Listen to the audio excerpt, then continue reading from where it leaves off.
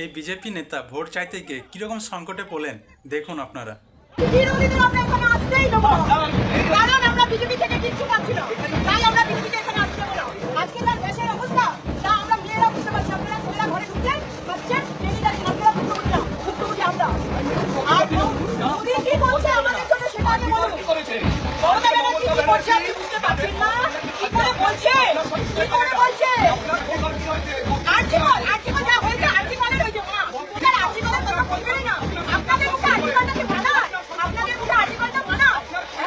আমার সন্তান যে স্কুলে পড়ে সেই স্কুল থেকে কন্যাশ্রী পাচ্ছে, যুবশ্রী পাচ্ছে।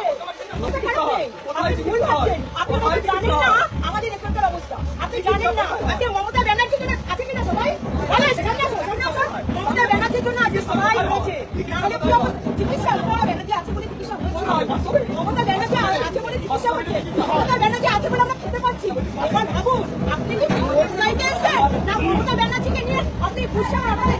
সত্যি কথা বলবেন না, আমরা তো বলবো জয় বাংলা, জয় বাংলা। এই ভিডিওটা প্রচুর পরিমাণে শেয়ার করে সবাইকে দেখার সুযোগ করে দেবেন।